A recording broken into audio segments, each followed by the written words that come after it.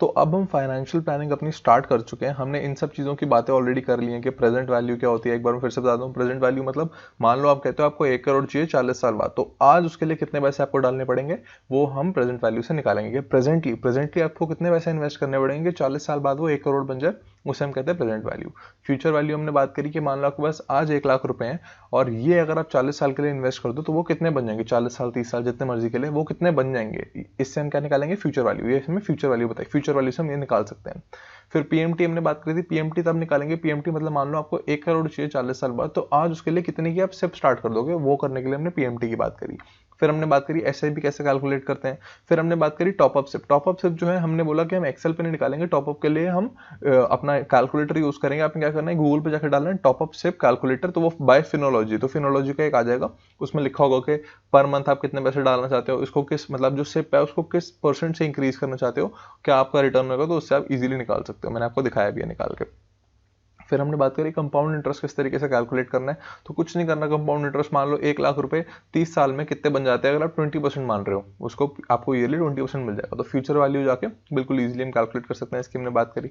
फिर हमने CAGR निकालना सीखा कि पर एनम के हिसाब से हमारा कितना रेट ऑफ इंटरेस्ट बना, पर एनम हमें कितना मिला, कैलकुलेट मतलब CAGR क्या है, कंपाउंडेड एनुअल ग्रोथ रेट। ये मैंने आपको निकाल के दिखाया था। 1970 में प्रॉपर्टी खरीदे, 2000 में प्रॉपर्टी हो गई है, 1 लाख की खरीदी 3 करोड़ की हो गई है, तो हमने CAGR कितना कमाया था, 12.1% CAGR। मैंने आपको ये निकालना सिखाया। फिर extended internal rate of return मैंने आपको बताया कि ये जो होता है ये जनरली आपके जो भी आपका म्यूचुअल फंड ऐप होगा उसमें आपको दिख जाएगा। इसके बारे में हम आगे इंश्योरेंस में बहुत बहुत अच्छे से बात करेंगे। तो अब हमने जो बात करी इसमें एक छोटा सा फ्लॉ है, जो हमने अभी तक बात करी है इनमें एक छोटा सा फ्लो है, तो मैं आपको बताने की कोशिश कर रहा हूँ कि वो क्या फ्लो है। तो मान लो आप कहते हो कि आप 500 रुपए की एक सेव कर रहे हो 20 सालों के लिए निफ्टी 50 के अंदर, तो उसमें कितना पैसा बनता है अगर हम इससे निकालें, तो इज इक्वल्स टू FP। क्यों, क्योंकि हमें पता लगाना है कि फ्यूचर में कितना पैसा बन जाएगा, फ्यूचर में कितना पैसा बन जाएगा, तो उसके लिए फ्यूचर वैल्यू यूज करेंगे। रेट कितना है 15%, लेकिन 15% क्या है, 15% तो एनुअली है, लेकिन हम तो सिर्फ क्या करते हैं, हर मंथ करते हैं। तो 15% डिवाइडेड बाय 12, क्योंकि हम तो हर मंथ करते हैं, तो एक साल में 12 महीने, तो 15% तो एनुअली था, तो 15% बाय 12 ये होगा एक महीने का। नंबर ऑफ पीरियड्स कितने हैं, हम 20 ईयर्स की बात करें, हम किसकी बात करें 20 ईयर्स की। 1 ईयर में होते हैं 12 मंथ्स, तो 20 ईयर्स में 20 इंटू 12, तो 20 मल्टीप्लाइड बाय 12। फिर पीएमटी मतलब मंथली पेमेंट्स आप कितनी कर रहे हो अपने घर से, अपनी जेब से आप कितना पैसा इन्वेस्ट करोगे। तो हम कह रहे हैं 500 रुपीज की सिप है, तो मंथली 500 डालेंगे, तो -500 क्यों लिखा, क्योंकि 500 हमारी जेब से जा रहा है, 500 हमारी जेब से जा रहा है, तो उसलिए -500 लिखा।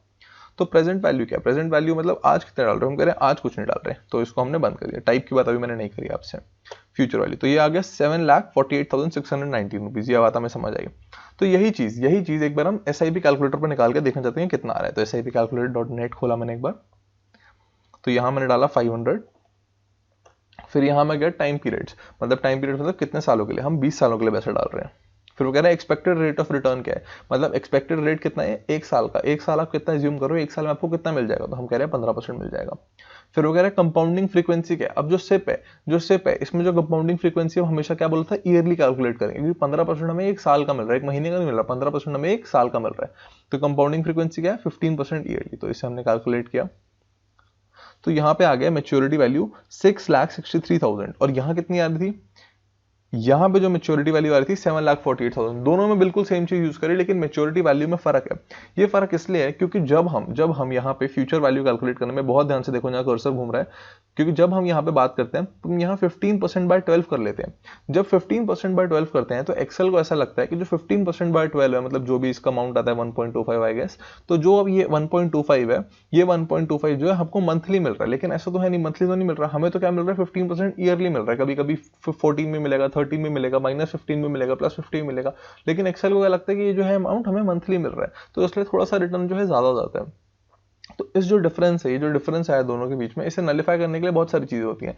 पहली चीज तो आपको यही समझनी चाहिए कि एक्चुअल में निफ्टी का रिटर्न थोड़ा सा ज्यादा होता है 15% से। 15 हम कंजर्वेटिव होकर लेते हैं। जैसे याद करो मैंने आपको दिखाया था CAGR कि सेंसेक्स जो स्टार्ट हुई थी 100 पे हुई थी और 40,000 पहुंच गई थी, तो रिटर्न 16% से भी ऊपर था। अगर हम डिविडेंड लगाए तो और ऊपर था। तो हमने बोला था कि रिटर्न तो ज्यादा होता है, लेकिन हम फिर भी 15% मान के चलते हैं। फिर एक और चीज हमने देखनी है कि जब भी मार्केट डाउन आएगी तो हम एक्स्ट्रा बाइंग कर लेंगे, जब भी मार्केट नीचे आएगी हम अपनी सिप डबल कर देंगे, जब भी मार्केट सस्ती हो रखी होगी तो हम लमसम अमाउंट भी डाल देंगे।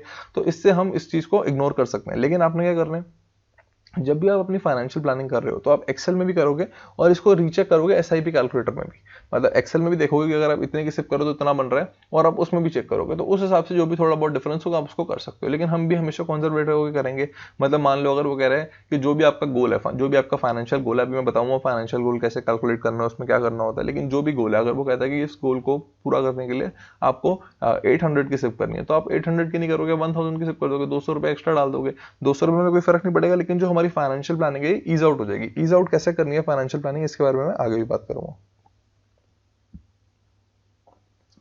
तो अब हम बहुत सारी चीजें कर चुके हैं, फाइनेंशियल प्लानिंग का सबसे मोस्ट इंपॉर्टेंट पार्ट है पूरे के पूरे कोर्स का ये।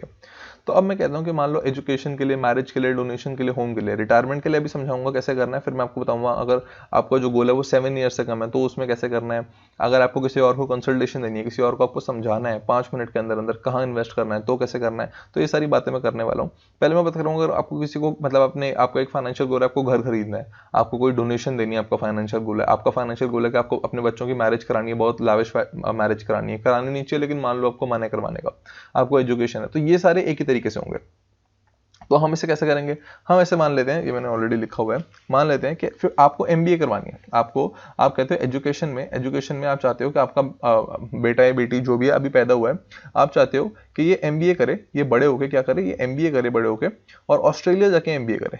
कहाँ जाके, ऑस्ट्रेलिया जाके एमबीए करे और फिर बाद में ऑस्ट्रेलिया में सेटल हो जाए, आप ये चाहते हो। तो एमबीए जनरली 18 ईयर्स के आसपास आप कॉलेज में जाते हो, तो 22 के आसपास आप कॉलेज से ग्रेजुएट हो गए, फिर 5-6 साल का वर्क एक्सपीरियंस होता है, तो हम कहते हैं 30 ईयर्स के बाद ये एमबीए करेंगे, 30 ईयर्स के बाद एमबीए करेगा। तो हम कह रहे हैं 50 लाख रुपए एमबीए करने के आज लगते हैं। तो कभी भी हमें फाइनेंशियल प्लानिंग करनी है तो हमें क्या देखना है कि जो भी हमारा फाइनेंशियल गोल है कुछ सालों बाद, हम देखने हैं कि आज उसके कितने पैसे लगते हैं, आज उसके कितने पैसे लगते हैं, आज उसके कितने पैसे लगते हैं। फिर सेकंड चीज, फर्स्ट पार्ट क्या है, ध्यान से मैं एक बार लिख ही देता हूं यहाँ पे। फर्स्ट पार्ट क्या है, टुडे प्राइस, आज क्या लगते हैं, आज उसको करना है। अगर आपने जो भी आपका गोल है जो आज उसको करना है, अगर आप आज करना चाहते हो, मान लो आप एक घर खरीदने चाहते हो 15 साल बाद, तो मान लो अगर आपको आज खरीदना हो तो उसका आज का प्राइस क्या है, टुडे प्राइस क्या है, आज का प्राइस निकालना है। फिर आपने निकालना है कि जब आपका गोल आपने वो पूरा करना है, जब आपने अपना वो गोल अकम्प्लिश करना है, उस टाइम पे उसका प्राइस क्या होगा, इन्फ्लेशन एडजस्टेड।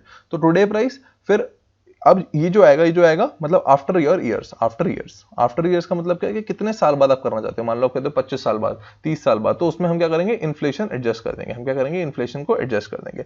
फिर थर्ड ईयर है कि जितना वो अमाउंट बनता है, जो भी वो अमाउंट बनता है, उसके लिए आज से हम कितने पैसे, कितने सिप या कितनी लमसम करेंगे। तो एक बार फिर से समझा देता हूं, हमें पहले क्या निकालना है कि जो भी हमारा गोल है, हम 10 साल बाद, 15 साल बाद, 20 साल बाद, जो भी हमारा गोल है, उस गोल को पूरा करने के लिए आज कितने पैसे चाहिए। अगर मान लो वो गोल हमें आज पूरा करना होता तो आज उसमें कितने पैसे लगते हैं। मान लो अगर आपको अपने बच्चों को एमबीए के लिए आज भेजना होता तो आज उसके लिए कितने लगते हैं, 50 लाख रुपए लगते हैं। तो हमें कहने के लेकिन आपको आज तो भेजना थी, आपको तो 30 साल बाद भेजना है। जब आपको 30 साल बाद भेजना है अपने बच्चों को एमबीए करने के लिए, तो हमें देखेंगे 30 साल बाद एमबीए करने का क्या प्राइस होगा, 30 साल बाद एमबीए करने का क्या प्राइस होगा। फिर हम कैलकुलेट करेंगे जो भी वो प्राइस होगा, उस प्राइस के लिए आज से ही हम कैसे कोई पैसे सेव कर दें, लमसम कर दें, दोनों से प्लस लमसम दोनों कर देंगे, जिससे इजीली हम उस जो भी हमारा फाइनेंशियल गोल है उसको हम इजीली अचीव कर सकते हैं। तो मैं आपको ये समझाने की कोशिश कर रहा हूँ। तो ये 50,000 की एमबीए थी, ऑस्ट्रेलिया में आप कह रहे हो एजुकेशन कराना चाहते हैं, एमबीए कराना चाहते हैं, 50,000 की हमारी एमबीए थी। तो ये है, हम देखेंगे 50,000 की एमबीए आज है, तो 30 साल बाद इसका क्या प्राइस होगा, मैं वो आपको निकाल के दिखा रहा हूँ। तो इसमें हम क्या करेंगे, इसमें हमें देखना पड़ेगा इन्फ्लेशन कितनी है, तो आज क्या प्राइस है 50 लाख। तो हम कह रहे हैं फ्यूचर में कितना हो जाएगा, 30 साल बाद इसका प्राइस कितना हो जाएगा, मैं वो दिखा रहा हूँ। इज इक्वल्स टू एफ, क्योंकि फ्यूचर में प्राइस निकालना है। रेट कितना है, हम मान के चल रहे हैं हमेशा पूरे कोर्स में इन्फ्लेशन 6% से होने वाली है। पीरियड्स कितने हैं, 30 साल है, 30 ईयर्स बाद करानी है हमने, तो आज तो करानी नहीं। पीएमटी तो इसमें कुछ होगा ही नहीं, इन्फ्लेशन कैलकुलेट कर रहे हैं। प्रेजेंट वैल्यू आज करानी है कितनी है, आज अगर हम कराने जाओगे तो 50 लाख रुपीस लगते हैं अगर आप आज कराने जाओ। फिर हम इसे एंटर करते हैं तो कह रहे हैं कि 2,87 लाख। तो मतलब इजी करने के लिए इसको ले लेते हैं 2,90 लाख। तो मतलब अगर आपको अपने बच्चे को एमबीए करानी है, अगर आपको अपने बच्चों को ऑस्ट्रेलिया में एमबीए करानी है आज से 30 साल बाद, तो जो इसका प्राइस होगा वो होगा 2,90 लाख, 2,90 लाख। ठीक है, तो अब हम देखते हैं, चलो ठीक है, हमें ये समझ आ गया कि 2,90 लाख हमें चाहिए। तो अब हम कहाँ क्या क्या क्या क्या कैलकुलेट कर लिया हमने, एक बार यहां देख लेते हैं। तो आज अभी हमने देख लिया टुडे प्राइस क्या है, टुडे प्राइस है, जो टुडे प्राइस है हमारा वो था 50 लाख। जो टुडे प्राइस था वो कितना था, 50 lakh. After inflation, after years inflation, मतलब 30 साल के बाद हमने करवानी है, तो इन्फ्लेशन एडजस्टेड कितना होगा, वो इन्फ्लेशन एडजस्टेड हमें 2.9 करोड़ चाहिए होगा। तो हम कह रहे हैं कि आज कितने पैसे डाल दें कि हम 2.9 करोड़ 30 साल में अचीव कर लें, इसकी बात हम करने वाले हैं। तो हम कह रहे हैं आज कितने पैसे डाल दें, ये बताओ आज कितने पैसे डालूं। तो जैसे मान लो कोई पेरेंट्स मेरे पास आए, वो कहते हैं कि हमारा बच्चा पैदा हुआ है, हम चाहते हैं कि 30 साल बाद ये एमबीए करे। तो पहले तो मैंने उनको बोला कि 30 साल बाद आपको कैसे पता ये एमबीए करना चाहेगा, हो सकता है बोल दे मुझे म्यूजिशियन बनना है, हो सकता है बोल दे कि मुझे एंटरप्रेन्योर बनना है, आपको कैसे पता। तो कहते कोई बात नहीं, अगर म्यूजिशियन बनना होगा तो जो पैसे हमने कलेक्ट किए होंगे उसके एमबीए के लिए, वो हम उसके म्यूजिशियन के लिए उसके जो भी इक्विपमेंट्स चाहिए, जो भी उसको मार्केटिंग चाहिए वो कर देंगे। मान लो अगर वो बोलता है कि मुझे एंटरप्रेन्योर बनना है, तो जो भी हमारे पैसे इकट्ठे होंगे एमबीए वाले, वो हम उसके स्टार्टअप में डाल देंगे। तो वो उसकी हम बहस नहीं कर रहे कि बच्चे को क्या करना है क्या नहीं करना, उसमें कोई डिबेट नहीं है। हम बस ये कह रहे हैं कि जो अमाउंट जनरेट कैसे करना है हमने। तो हमने बोला 2.9 करोड़ हमको चाहिए, तो उसके लिए आज कितना पैसा चाहिए, 2.9 करोड़ फ्यूचर में चाहिए। तो आज क्या करें, आज प्रेजेंटली कितने पैसे डालें, तो हम डाल देते हैं इज इक्वल्स टू पी। फिर वो कह रहे हैं रेट कितना, हम कह रहे हैं हम कोई भी फाइनेंशियल गोल, कोई भी इंपॉर्टेंट गोल हमेशा निफ्टी में करने वाले हैं, निफ्टी का रिटर्न 15%, तो 15% डाल दिया। अच्छा, फिर वो पूछ रहे हैं कितने पीरियड बाद, हम बोल रहे हैं 30 साल बाद, हमें आज तो चाहिए नहीं, हमें तो पैसा 30 साल बाद चाहिए, ठीक है। तो कह रहे हैं पीएमटी कितना डालोगे, तो हम बोल रहे हैं पीएमटी वीएमटी कुछ नहीं डाल रहे, सिप नहीं कर रहे, हमें बताओ आज कितना पैसा डाल दें कि काम हमारा ईजी हो जाए। तो पीएमटी 0 कर दिया। अच्छा, तो फिर वो पूछ रहा है फ्यूचर वैल्यू कितनी चाहिए, हम कह रहे हैं 2 करोड़ 90 लाख हमको चाहिए, 2 करोड़ 90 लाख हमको चाहिए, मतलब मेरी जेब में आने चाहिए, मेरे पास आने चाहिए 2 करोड़ 90 लाख। तो मैं डाल देता हूँ 2 करोड़ 90 लाख प्लस, प्लस मतलब प्लस डालेंगे नहीं, सिर्फ 2 करोड़ 90 लाख, 2 करोड़ 90 लाख। तो मैंने ये डाल दिया, तो कैलकुलेट किया। तो कह रहा है अगर आप आज 4,37,000, मतलब इजी करने के लिए इसको 4,50,000 लिख देते हैं, अगर आप 4,50,000 आज अगर आप 4,50,000 रुपीज निफ्टी में इन्वेस्ट कर दो, तो ये अमाउंट 30 साल बाद बन जाएगा कुछ 2.9 करोड़ के आसपास, और आप इजीली अपने बच्चों को एमबीए करा सकते हो। मान लो उसका कोई गोल चेंज हो जाए, तो जो भी गोल होगा उसमें हम उसके पैसे डाल देंगे। बहुत इजीली हमें बात समझ आ गई। फिर कोई कहता है, मान लो कि जो पेरेंट्स हैं मेरे पास, वो मुझे कहते हैं कि 4,50,000 नहीं है, तो कुछ बता कि हम सिप से कैसे कर सकते हैं, मतलब सिप कैसे कर सकते हैं, अगर हम 4,50,000 नहीं है तो ये बता सिप से कैसे कर सकते हैं। मैंने बोला कोई बात नहीं, सिप से पता लगा लेते हैं। तो सिप के लिए, सिप तो क्या होती है, मंथली होती है। तो मंथली की मैंने बात की थी पीएमटी, पर मंथ वाला, पीएमटी मतलब पर मंथ, ऐसे याद कर सकते हो, पेमेंट्स पीएमटी। तो मैंने बोला पीएमटी निकाल लेते हैं, पीएमटी हमने देखा, यहाँ गए तो हमने बोला रेट, यहाँ पे लेकिन रेट कितना मानेंगे 15%/12, रेट कितना मानेंगे 15%/12 मानेंगे, बहुत ध्यान से 15%/12 इसलिए क्योंकि सिप जो है वो तो मंथली होती है। फिर उसने पूछा नंबर ऑफ पीरियड्स कितने, हम बोलते हैं मेरे पास 30 ईयर्स है, लेकिन सिप तो हर महीने की होती है, तो 30 इंटू क्या कर देंगे 12 कर देंगे, 30 इंटू 12 कर देंगे। तो कह रहे प्रेजेंट वैल्यू कितनी है, मैं पूछता हूँ पेरेंट्स से अभी कितना डालोगे, कहते अभी तो कुछ नहीं डालेंगे, सिर्फ सिप करेंगे। मैं बोलता हूँ ठीक है, तो उन्होंने बोला प्रेजेंट वैल्यू 0। तो कहते हैं अच्छा फ्यूचर वैल्यू कितनी है, फ्यूचर वैल्यू तो उतनी है 2 करोड़ 90 लाख हमको चाहिए, मतलब प्लस में, मतलब सिर्फ 2 करोड़ 90 लाख लिखेंगे, 2 करोड़ 90 लाख। ये मैंने कैलकुलेट किया। तो कह रहे हैं आज से आप 4,188 की सिप कर दो, मतलब इजी करने के लिए से ले लेते हैं 4,200 की। तो कह रहे हैं कि आज से आप 4,200 की सिप कर दो, तो आप इजीली 30 साल में 2.9 करोड़ इकट्ठे कर लोगे और अपने बच्चों को एमबीए करने के लिए भेज दोगे। तो बहुत इजीली पेरेंट्स बोले ठीक है, लेकिन वो कहते हैं 4,200 तो करना थोड़ा मुश्किल है। मान लो पेरेंट्स बोलते हैं कि 4,200 की सिप करना बहुत मुश्किल है क्योंकि हमारा रेंट है, ये खर्चा है, वो खर्चा है। तो मैं कहता हूँ चलो आज थोड़े से पैसे डाल दो। फिर वो कहते हैं चलो ठीक है आज थोड़े से पैसे डाल देंगे। तो पहले वो कह रहे थे कि आज कोई पैसा नहीं डालेंगे, अब वो कह रहे हैं सिप भी करेंगे और आज भी थोड़े से पैसे डाल देंगे। तो मैं उनसे पूछता हूँ कितने डाल देते हो, तो कहता है आज हम 1 लाख रुपए डाल देंगे। पेरेंट्स कह रहे हैं बच्चे की एमबीए के लिए आज 1 लाख भी डाल देंगे और थोड़ी बहुत सिप भी कर देंगे। तो इज इक्वल्स टू पीएमटी किया। अब रेट तो उतना ही है 15%/12। नंबर ऑफ पीरियड्स कितने हैं, टाइम तो उतना ही है, बच्चा भी पैदा हुआ है 30 साल बाद एमबीए करेगा, 30 इंटू 12। प्रेजेंट वैल्यू का मतलब क्या है, आज वो कितने डाल रहे हैं, वो कह रहे हैं आज हम 1 लाख रुपए डाल देंगे। तो आज अपनी जेब से 1 लाख रुपए डाल रहे हैं, तो मतलब -1 लाख, तो यहां डाल दिया -1 लाख। फिर वो कह रहे हैं कि फ्यूचर वैल्यू कितनी, फ्यूचर वैल्यू तो उतनी 2 करोड़ 90 लाख लगने हैं हमारे को, तो 2 करोड़ 90 लाख हमारे पास तब आने चाहिए, तो 2 करोड़ 90 पॉजिटिव में, मतलब प्लस में, ये हमने डाल दिया। तो कैलकुलेट किया, तो जो से पहले 4,200 की थी, अब वो कितने की हो गई है 3,000 के आसपास की, मतलब 3,000 की अगर वो सिप करेंगे तो इजीली कर सकते हैं। तो वो कहते हैं अच्छा एक बात बता कि अगर हम अपने आज जो हम पैसा डाल रहे हैं थोड़ा सा एक्स्ट्रा पैसा डाल दें तो हमारी सिप कम हो जाएगी। मैंने बोला हाँ, अगर आज थोड़ा एक्स्ट्रा पैसे डाल दोगे तो सिप और कम हो जाएगी। तो कहते हैं थोड़ा सा और कर दें, हम 2 लाख रुपए देने को तैयार हैं, आज हम 2 लाख रुपए इन्वेस्ट कर देते हैं, अब सिप कितनी की होगी। तो मैंने बोला वो भी कैलकुलेट कर लेते हैं। तो फिर से हम गए इज इक्वल्स टू पीएमटी में, रेट आया हमारा 15%/12। फिर नंबर ऑफ पीरियड, वो कहते हैं नंबर ऑफ पीरियड्स तो उतने रहने वाले 30 की, 30 साल में हमको पैसा चाहिए, तो 30 इंटू 12 क्योंकि सिप तो हर महीने के महीने होगी। फिर प्रेजेंट वैल्यू कह रहे हैं आज हम 2 लाख रुपए डाल देंगे, जेब से 2 लाख जब जा रहा है तो -2 लाख, तो -2 लाख हो गया। फिर वो कह रहे हैं फ्यूचर वैल्यू कितनी है, मतलब ये बन कितना जाएगा, बनना तो उतना ही चाहिए, 2 करोड़ 90 लाख लगेंगे एमबीए करने के लिए ऑस्ट्रेलिया में, तो यहाँ डाल दिया 2 करोड़ 90 लाख। तो इसको मैंने जब किया तो ये आया तो 1659। तो अब इनकी सिप बन गई है 1700 की, जो से पहले 1300 की थी अब वो बन गई है 1700 की। तो अब जो मैंने आपको बात बताई है, जो आपको स्टोरी से मैंने समझाया, अब ये आप खुद भी कैलकुलेट कर सकते हो। तो कुछ भी आपको करना हो आपको खुद करना है, अब मतलब आपको किसी से पूछने की जरूरत नहीं है। तो ऐसे बहुत सारे लोग जाते हैं फाइनेंशियल लोगों के पास, जो मतलब फाइनेंशियल एडवाइस देते हैं और ये सारी चीजें उनको कर करके बता रहे होते हैं, और वो तो करवा भी म्यूचुअल फंड में रहे होते हैं। म्यूचुअल फंड में प्रॉब्लम क्या होती है, मान लो एक बार भी साल में एक दो बार भी जो म्यूचुअल फंड वाला जो मैनेजर है उसने एक दो बार भी गलती कर दी तो हमारा तो फाइनेंशियल गोल खराब हो जाएगा। तो फाइनेंशियल प्लानिंग हमेशा सिर्फ निफ्टी 50 में करेंगे और किसी में नहीं करेंगे। तो ऐसी मान लो कोई मुझे कहता है कि मैं अपने बच्चे की एक लाविश वेडिंग प्लान करना चाहता हूँ, एक लाविश वेडिंग बहुत लाविश होनी चाहिए, उसमें शाहरुख खान आकर डांस करेंगे, ऐसा ऐसी लाविश वेडिंग होनी चाहिए। तो वो कहता है कि आज उस लाविश वेडिंग की प्राइस जो है 1 करोड़, मतलब एग्जांपल के लिए दे रहा हूँ, मुझे नहीं पता कितने पैसे लेता है शाहरुख खान, लेकिन हम मान रहे हैं कि आज उस लाविश वेडिंग की जो प्राइस है वो 1 करोड़ है। लेकिन आप कह रहे हो कि जो आपका बच्चा है वो 25 साल बाद शादी करेगा, आज शादी नहीं करेगा, 25 ईयर्स बाद शादी होनी है उसकी। तो हम कह रहे हैं चलो ठीक है 25 ईयर्स बाद शादी होनी है। तो हमने फिर वही 3 रूल लगाने हैं अपने। 3 रूल क्या थे हमारे? हमारा फर्स्ट रूल क्या था कि आज कितने पैसे लगेंगे, हमारा फर्स्ट रूल क्या था कि आज कितने पैसे लगने वाले हैं। तो आज शादी करें, अगर हम शादी क्या करें आज करें, तो आज उस शादी के कितने लगने वाले हैं, 1 करोड़ रुपीस लगने वाले हैं अगर हम आज शादी करें। तो फिर हम कैलकुलेट करें सेकंड चीज कि आफ्टर ईयर्स मतलब कितने साल बाद करनी है हमने तो करनी है 25 ईयर्स बाद। हमने कितने साल बाद शादी करनी है, हमने तो सॉरी शायद आपको दिख नहीं रहा होगा यहाँ पे। तो पहला हमारा रूल था कि कितने पैसे हमको आज चाहिए, टुडे कितने पैसे चाहिए। तो टुडे प्राइस क्या है, टुडे हमको चाहिए 1 करोड़। तो हमें कब करनी है शादी, हमें तो 25 ईयर्स बाद करनी है। तो हम कह रहे हैं 25 ईयर्स के बाद, 25 ईयर्स के बाद कितने पैसे चाहिए होंगे सेम लाविश शादी करने के लिए। तो हम कहते हैं वो निकाल लेते हैं। तो जब हम कह रहे हैं कि हमें 25 ईयर्स के बाद का निकालना है, 25 ईयर्स बाद मतलब फ्यूचर में, 25 ईयर्स फ्यूचर में हमें कितने पैसे चाहिए होंगे, तो हम क्या निकालेंगे, फ्यूचर वैल्यू। तो is equals to F we.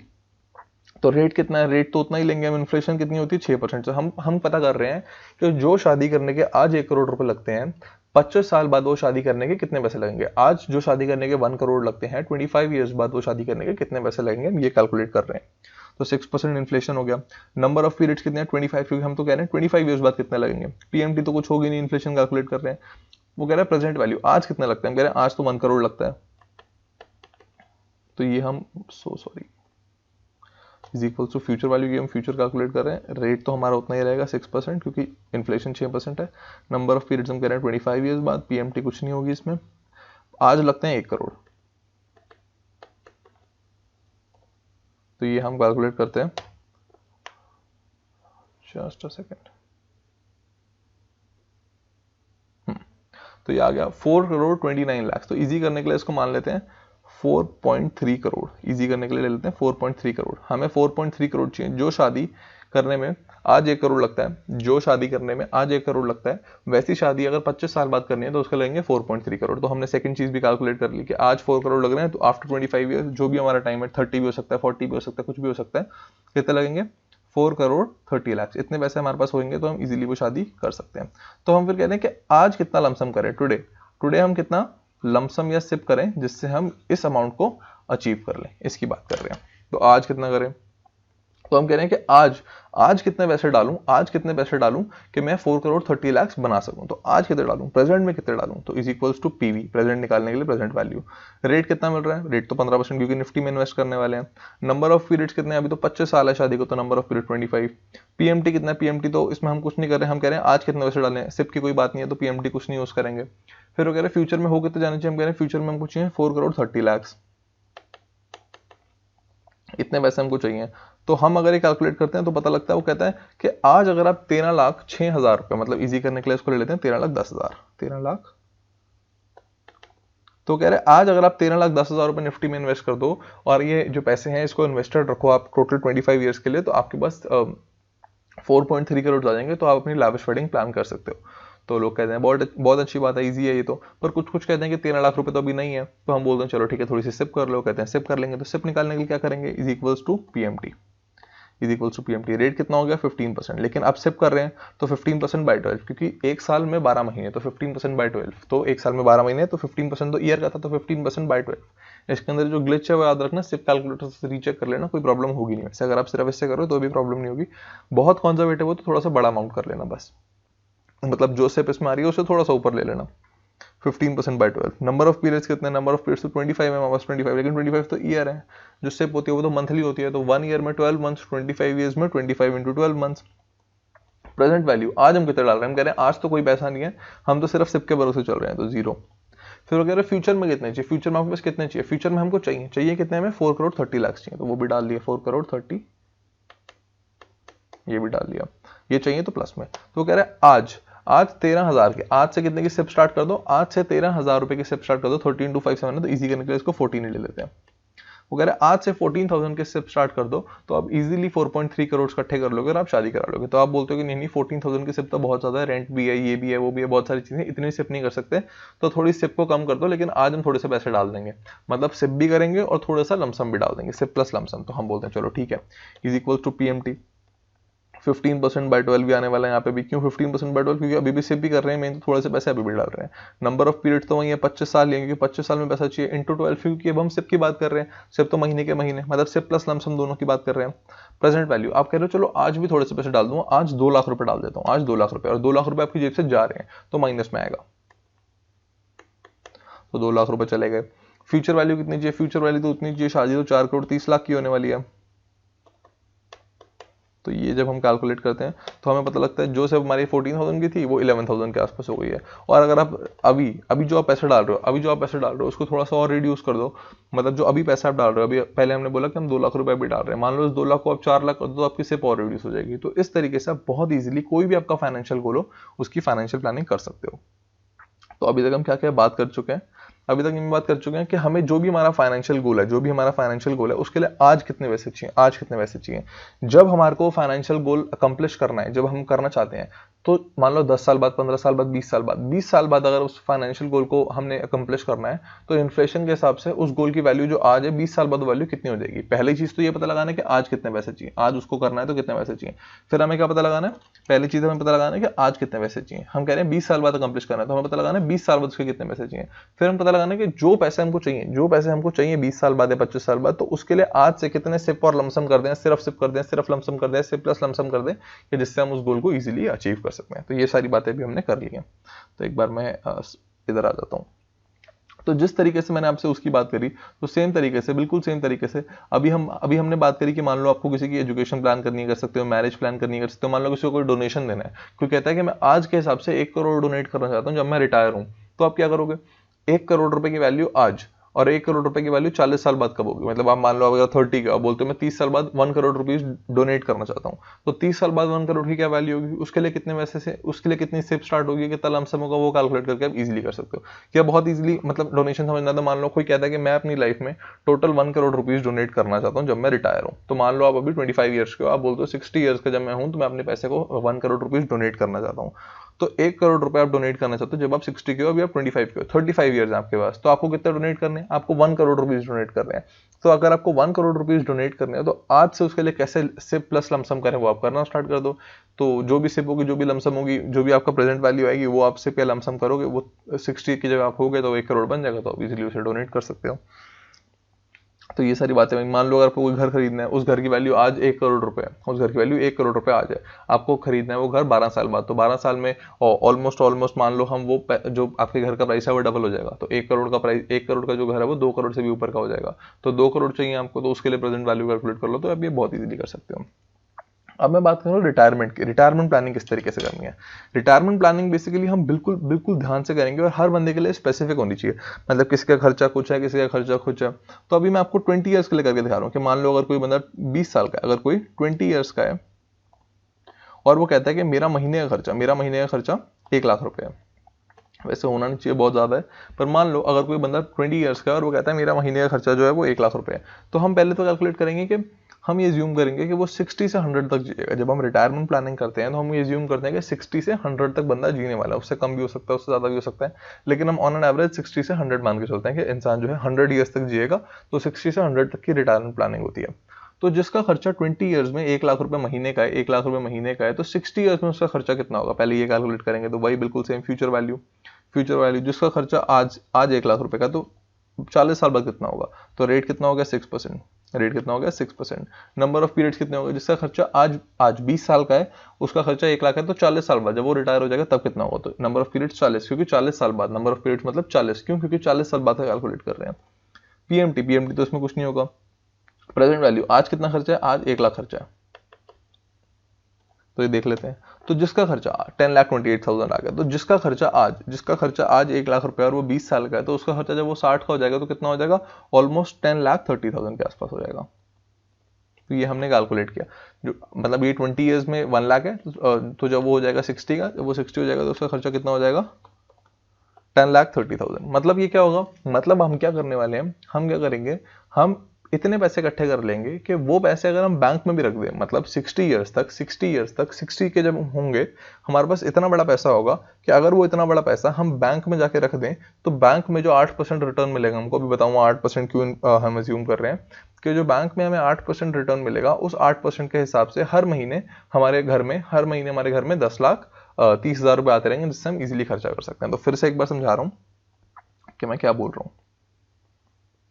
मैं कह रहा हूं, अगर आप 20 साल के हो, जो इंसान अभी 20 साल का है, 20 ईयर्स का है, और उसका खर्चा महीने का 1 लाख रुपए है, तो रिटायरमेंट प्लानिंग में हम क्या करते हैं, रिटायरमेंट प्लानिंग की बात है, जब रिटायरमेंट प्लानिंग की बात कर रहे हैं तो हम ये कह रहे हैं कि जब आप रिटायर हो जाओगे, आपके पास कोई एक्टिव सोर्स ऑफ इनकम नहीं होगा, बस जो आपने पैसे कहीं डाल रखे होंगे, बैंक में आपने पैसे डाल रखे होंगे, उधर से ही आप अपना खर्चा कर लोगे। तो हम कह रहे हैं जो बंदा 20 साल का है, उसका 1 लाख रुपए का खर्चा है पर मंथ का, तो जब वो बंदा 60 साल का हो जाएगा, यानी कि 40 साल बाद, तो उसका खर्चा कितना हो जाएगा, 10,30,000। ये भी हमने कैलकुलेट किया फ्यूचर वैल्यू से, 10,30,000 पर मंथ। तो हम एक इतना बड़ा अमाउंट इकट्ठा कर लेंगे कि जो इतना बड़ा अमाउंट, जो भी अमाउंट है वो, जो भी इतना बड़ा अमाउंट है वो, उस अमाउंट को अगर हम बैंक में डाल देंगे, क्योंकि निफ्टी विफ्टी में उस टाइम पे नहीं डाल सकते, निफ्टी में डालेंगे, किसी स्टॉक में डालेंगे, निफ्टी जून में डालेंगे तो वोलेटिलिटी होगी। तो रिटायरमेंट प्लानिंग में हमें वोलेटिलिटी नहीं चाहिए, तो इतने बड़े अमाउंट को जब हम बैंक के अंदर डाल देंगे तो क्या होगा, बैंक के इंटरेस्ट है, सिर्फ बैंक के इंटरेस्ट से हमारे पास इतना पैसा आएगा कि 10,30,000 रुपीज हमारे महीने पर मंथ हमारे अकाउंट में आता रहेगा जब तक हम उसे चाहेंगे, मतलब जब तक भी हम डेथ नहीं होती, जब तक हमारी, तब तक 10,30,000 रुपीज पर मंथ हमारे अकाउंट में आता रहेगा। तो इसकी मैंने बात करी, तो 10,30,000 चाहिए पर मंथ हमको। तो मैं देख रहा हूं, मतलब मैं अब ये कैलकुलेट कर रहा हूं कि जो मेरा खर्चा होगा जब मैं 60 साल का होऊंगा, तो जो मेरा खर्चा होगा जब मैं 60 साल का होऊंगा, तो उस खर्चे के लिए मुझे कितना पैसा चाहिए आज, तो कितना पैसा चाहिए, तो मैं वो दिखा रहा हूं। तो हम ये कह रहे हैं कि जो खर्चा मेरा, मतलब अब मेरा खर्चा कितने का हो गया, अब मेरा खर्चा हो गया है 10,60,000 पर मंथ जब मैं 60 का हो गया, तो उसके लिए आज मुझे कितना पैसा चाहिए, मैं आपको वो दिखाने की कोशिश कर रहा हूँ। राइट, तो अब हम रिटायरमेंट की बात कर रहे हैं। अभी हमने अज्यूम किया रिटायरमेंट के लिए कि हम रिटायरमेंट के लिए प्लानिंग कैसे करनी है। तो अभी हमने अज्यूम किया कि एक 20 साल का बंदा है, ही इज 20 ईयर्स, ही और शी इज 20 ईयर्स ओल्ड, और 20 ईयर ओल्ड जो है उसकी जो पर मंथ जो खर्चा है वो कितना है, 1 लाख है, 1 लाख पर मंथ उसका खर्चा है। तो हमने अज्यूम किया कि अभी 20 साल का है, जो रिटायर होगा तब 60 साल का होगा, जब 60 ईयर्स का होगा तो उसका पर मंथ जो खर्चा होगा वो कितना होगा, हम ये देख रहे हैं। तो अभी 20 ईयर्स का है, लेकिन जब वो 60 ईयर्स का होगा, तो उसका खर्चा कितना होगा, हम वो देख रहे हैं। हमने फ्यूचर वैल्यू निकाली, फ्यूचर वैल्यू निकाल के हमें क्या पता लगा कि उसका जो खर्चा है, मैं आपको दिखा देता हूँ, हमने फ्यूचर वैल्यू निकाली थी। हमने फ्यूचर वैल्यू निकाली कि जिसका खर्चा 20 साल का है और उसका खर्चा 1 लाख है, तो फ्यूचर वैल्यू उसका मतलब खर्चा जब वो 60 का हो जाएगा तो 10,30,000 के आसपास होगा। तो फ्यूचर वैल्यू हमने क्या निकाली, कितना खर्चा होगा, 10,30,000 पर मंथ। फिर हमने बात 10,30,000 पर मंथ हो जाएगा। फिर हमें देखना है जो आज 20 साल का है, उसका खर्चा 1 लाख महीने का है, तो जब वो 60 का हो जाएगा तो 10,30,000 पर मंथ हो जाएगा। तो हमें देखना है कि हमें कितना पैसा इकट्ठा कर लेना है 60 साल तक, कि वो पैसा अगर हम सिर्फ बैंक में भी डाल दें, तो भी पर मंथ हमारे पास इतना 10,30,000 के आसपास आता है। अभी हम ये कैलकुलेट कर रहे हैं। तो अभी हम क्या कह रहे हैं कि हमारे पास कितना पैसा हो जाना चाहिए तब तक, तो उसके लिए हमें आज कितना पैसा चाहिए। तो हम वो देख रहे हैं कि अगर मान लो आप 60 के हो गए हो, अब हम एज्यूम कर रहे हैं कि आप 60 साल के हो गए हो, आप कितने साल के हो गए हो, आप 60 ईयर्स के हो गए हो, तो आप कह रहे हो कि भाई मैं कितना पैसा बैंक में डालूं कि मुझे महीने के महीने 10,30,000 मिलते रहे। अब हम अज्यूम कर रहे हैं कि आप 60 साल के हो और आप कह रहे हो कि मैं कितना बैंक में डाल दूं कि मुझे 10,30,000 मिलता रहे। तो आप पूछ रहे हो अभी कितना डाल दूं, प्रेजेंटली कितना डाल दूं कि 10,30,000 मिलता रहे, तो इज इक्वल्स टू पीवी। अभी कितना डालूं प्रेजेंट में, तो हम कह रहे हैं बैंक में जो इंटरेस्ट मिलेगा वो 8% मिलेगा। तो 8% बाय 12 कर दिए। क्यों किया 8% बाय 12, क्योंकि जो 10,30,000 हमको चाहिए वो तो हमें हर महीने चाहिए। फिर कह रहे हैं नंबर ऑफ पीरियड्स कितने, हम तो कह रहे हैं हम 100 ईयर्स तक जिएंगे, हम कह रहे हैं हम 100 ईयर्स तक जिएंगे, तो ये हो गया 40 मल्टीप्लाइड बाय 12, क्योंकि हम कह रहे हैं 100 ईयर्स तक जिएंगे। अभी 60 के हैं, तो 60 से लेकर 100 तक 40 साल है, और जो पैसा चाहिए हर महीने चाहिए, तो 40 × 12। फिर हम कह रहे हैं पीएमटी मतलब पर मंथ कितना पैसा चाहिए हमको, पर मंथ हमको चाहिए 10,30,000, तो माइनस 10,30,000, वो तो हमको चाहिए ना, 10,30,000 तो हमको चाहिए। अगर 10,30,000 हमको चाहिए, 10,30,000 हमको चाहिए तो वो तो प्लस में आएगा, ओ सॉरी वो तो माइनस में आएगा, वो तो प्लस में आएगा, यहाँ पे मैंने माइनस डाल दिया, तो वो तो प्लस में आएगा। 10,30,000 तो हर महीने हमारी जेब में आना चाहिए, तो जब 10,30,000 हमारी पॉकेट में आना चाहिए तो उसके लिए प्लस होना चाहिए। फिर हमने देखा फ्यूचर वैल्यू, हम कह रहे हैं फ्यूचर में जब हम 100 के हो जाएंगे कोई पैसा नहीं भी बचेगा तो भी कोई प्रॉब्लम नहीं है, हमें बताओ अभी कितना चाहिए। तो ये अमाउंट आता है 14 करोड़ 81 लाख। तो हम कह रहे हैं 15 करोड़, जिसके पास 15 करोड़ इकट्ठा हो जाए 60 ईयर्स तक, तो बहुत इजीली सेम लाइफस्टाइल के साथ जो उसका 20 ईयर्स में था उस लाइफस्टाइल के साथ जी सकते हैं। हमने यहाँ पे 60 से 100 तक हमने इन्फ्लेशन नहीं मानी है, क्योंकि हम ये मानते हैं कि जो बंदा 60 से 100 तक जी रहा है मोस्ट प्रोबेबली उसकी 60 से 70 80 के बाद ज्यादा चलना वलना बंद कर देगा, ज्यादा घूमना शायद थोड़ा सा कम कर देगा, तो हमने वहां पे इन्फ्लेशन नहीं लिया 60 से 100 तक, लेकिन उससे पहले हम पूरी इन्फ्लेशन लेकर चल रहे हैं। तो हम कह रहे हैं 14 करोड़ 81 लाख इजी करने के लिए हमने 15 करोड़ मान लिया। हम कह रहे हैं जिसके पास 60 साल तक 15 करोड़ रुपए इकट्ठा हो जाए, जिसके पास 60 साल तक 15 करोड़ रुपए इकट्ठा हो जाए तो वो बहुत इजीली जी सकता है। तो अब 15 करोड़ इकट्ठा करना है आपने, अभी आप 20 साल के हो, अपने 60 साल तक 15 करोड़ इकट्ठा करना है, तो 20 साल के तो बस कितना पैसा होना चाहिए, तो इज इक्वल्स टू पीवी करके देख लेते हैं कि अभी कितना पैसा डालना है आपको। तो आप कह रहे हो निफ्टी में 15% के हिसाब से डाल रहे हैं, नंबर ऑफ पीरियड्स अभी तो 40 साल है।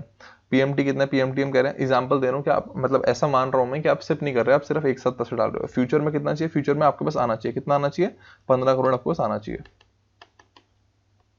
तो एंटर किया तो पता लग गया, आज अगर आप 5,60,000 इन्वेस्ट कर दो, 5,60,000 अगर आप आज इन्वेस्ट कर दो तो 60 साल तक वो 15 करोड़ बन जाएगा और आपकी रिटायरमेंट की इजीली प्लानिंग हो जाएगी। लेकिन 20 साल का बच्चा बोलता है कि भाई 20 साल का जो हूं मैं, मेरे पास तो 5,59,000 है ही नहीं, मैं कहाँ से इन्वेस्ट करूँ। तो वैसे तो बात आपको ऐसे समझनी चाहिए कि 1 लाख रुपए खर्चा भी नहीं होगा आपका, लेकिन फिर भी हम कह लेते हैं चलो ठीक है, अगर आपका हो भी तो हम कहते हैं चलो सिप देख लेते हैं कि सिप कितनी करनी पड़ेगी। तो is equals to PMT, rate आप कितना लेंगे, 15% ही लेंगे बाय 12, क्यों, क्योंकि सिप की बात कर रहे हैं, सिप तो होती है मंथली, तो इसलिए बाय 12। नंबर ऑफ पीरियड्स कितने हैं, अभी भी 40 साल हैं, 40 साल बाद रिटायर होने वाले हम, 40 इंटू 12, इंटू 12 क्यों कर रहे हैं, क्योंकि महीने के महीने सिप जाएगी। फिर हम कह रहे हैं प्रेजेंट वैल्यू कितनी है, हम कह रहे हैं अभी तो कोई पैसा नहीं है। फिर हम कह रहे हैं फ्यूचर वैल्यू हमें कितने चाहिए तो उतनी 15 करोड़ चाहिए, और 15 करोड़ उस टाइम पे आने चाहिए, तो प्लस 15 करोड़। तो ये हमने कैलकुलेट किया तो पता लगा 4,836, मतलब जो इंसान 5,000 के सिप कर सकता है, जो 20 ईयर्स का बच्चा 5,000 के सिप कर सकता है, तो इजीली जब वो 60 साल का होगा तो अपनी रिटायरमेंट प्लानिंग कर सकता है। फिर हमने बोला चलो ठीक है, वो कहता है कि मैं थोड़ा सा अभी भी पापा से पैसे ले लूंगा। वो कहता है पापा मेरे को अभी 2 लाख रुपए गिफ्ट कर देंगे, मैं 20 ईयर्स का हूँ, पापा मेरे को 2 लाख रुपए गिफ्ट कर देंगे और मैं वो पैसा भी इन्वेस्ट कर दूंगा। तो हम बोलते हैं अगर वो 2 लाख रुपए भी इन्वेस्ट कर दे तो उसको कितना चाहिए, तो 15% ही रहेगा बाय 12, क्योंकि हम सिप की बात कर रहे हैं अभी भी, लेकिन थोड़ा सा लमसम भी कर देंगे। नंबर ऑफ पीरियड्स कितने, नंबर ऑफ पीरियड्स तो उतने ही अभी हमारे पास कितने 40 साल हैं, कितने साल हैं 40 साल, तो 40, और हम हर महीने के महीने डाल रहे हैं तो 40 इंटू 12। लेकिन मैंने बताया था इसमें छोटा सा ग्लिच है, ग्लिच क्या है कि इसमें वो थोड़ा सा हायर रिटर्न अज्यूम कर रहा है, लेकिन कोई प्रॉब्लम नहीं है, जब हम फाइनेंशियल ईजिंग की बात करेंगे तो मैं आपको इसको सॉल्यूशन बताऊंगा। प्रेजेंट वैल्यू आप कह रहे हो आज मैं 2 लाख रुपए और डाल दूंगा, पापा से गिफ्ट लेके 2 लाख रुपए डाल दूंगा, तो 2 लाख रुपए कितने, 2 लाख रुपए डाल रहे हो जेब से आपको जा रहा है, तो -2 लाख। फिर आप कह रहे हो फ्यूचर वैल्यू कितनी जानी चाहिए, आप कह रहे हो जो फ्यूचर वैल्यू है मेरे को 15 करोड़ ही चाहिए अभी, क्योंकि रिटायरमेंट के लिए तो 15 करोड़ ही चाहिए। तो इतना आपने किया, तो आपने देखा कि जो आपकी सिर्फ 5,000 की थी वो 2,400 के आसपास की हो गई, और 2,400 में आप इजीली अपना फाइनेंशियल प्लान कर सकते हो। ये हमने बात करी जो 20 ईयर्स का है, हमने बात करी जो 20 ईयर्स का है। अब मान लो आप 30 ईयर्स के हो, आप 30 ईयर्स के हो, आप 30 ईयर्स के हो, और आपका जो खर्चा है, आपका जो महीने का खर्चा है, आपका जो महीने का खर्चा है ये है 1 लाख। आप 30 ईयर्स के हो, आपका जो महीने का खर्चा है ये 1 लाख रुपीज है। तो जब आप 60 के हो जाओगे तो ये खर्चा कितना हो जाएगा, सॉरी, अभी आप 30 ईयर्स के हो और आपका महीने का खर्चा 1 लाख है, तो जब आप 60 के हो जाओगे तो ये खर्चा कितने का हो जाएगा, जब आप रिटायर हो जाओगे तो ये खर्चा कितने का हो जाएगा, ये निकालने के लिए हम एफपी कैलकुलेट कर लेते हैं। तो एफपी कितना है, मतलब कितना हो जाएगा फ्यूचर में, जो खर्चा 1 लाख का आ जाएगा फ्यूचर में कितना हो जाएगा, फ्यूचर वैल्यू निकालेंगे तो इज इक्वल्स टू एफपी। तो ये हमने देखा रेट कितना है, रेट तो 6%, क्योंकि हम देख रहे हैं कितना हो जाएगा आपका खर्चा, तो ये तो इन्फ्लेशन निकाल रहे हैं हम 6%। नंबर ऑफ पीरियड्स कितने, अभी 30 के हो 30 साल है। पीएमटी इसमें कुछ नहीं आएगा। प्रेजेंट वैल्यू आज कितना खर्चा है, आज आपका खर्चा 1 लाख है, तो ये निकाला तो पता लगा जो आपका खर्चा 1 लाख का है वो खर्चा 5,74,000 हो जाएगा।